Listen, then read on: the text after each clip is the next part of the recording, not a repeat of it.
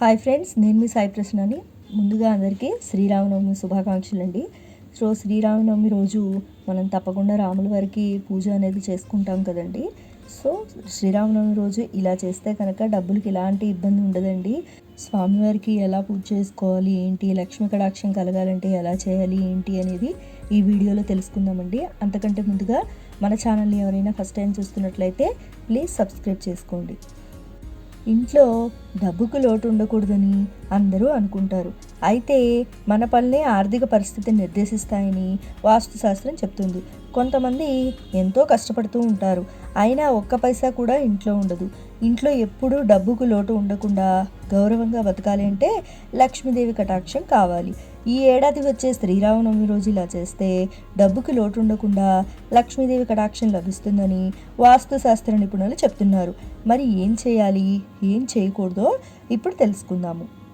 శ్రీరామనవమి రోజు సీతారాముల విగ్రహం ఉంటే దానికి అభిషేకం చేసి పసుపు రాసి గంధం కుంకుమ బొట్లు పెట్టి ఎర్రటి పుష్పాలతో పూజ చేయాలి. విగ్రహం లేని వారు వెండి నాణెంకు అయినా ఇలా చేయవచ్చు. వెండి నాణెం లేని వాళ్ళు రాగి నాణెనైనా ఉపయోగించవచ్చు.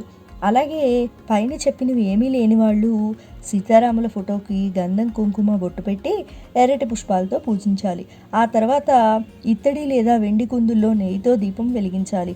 ఇలా చేసినా కూడా సీతారాముల అనుగ్రహం, లక్ష్మీ కటాక్షం, దేవీ కటాక్షం లభిస్తుందని అంటారు. వెండి కాయిన్, రాగి నాణెం కూడా లేని వాళ్ళు ₹1 బిళ్ళతో అయినా తీసుకొని అభిషేకం చేస్తే అదృష్టం కలిసి వస్తుంది. అనంతరం వీటిని బీరువాలో పెట్టుకోవాలి. ఇలా చేస్తే మీకు ఏడాది అంతా కలిసి వస్తుంది. సో విన్నారు కదండి, శ్రీరామనవమి రోజు మనం లక్ష్మీదేవి కటాక్షం మనపై ఉండాలంటే ఏం చేయాలి, పూజ ఎలా చేసుకోవాలి, ఎలా చేయకూడదు అన్న విషయం గురించి తెలుసుకున్నాం కదండి. నా వీడియో మీకు ఇన్ఫర్మేటివ్గా అనిపించిందని అనుకుంటున్నాను.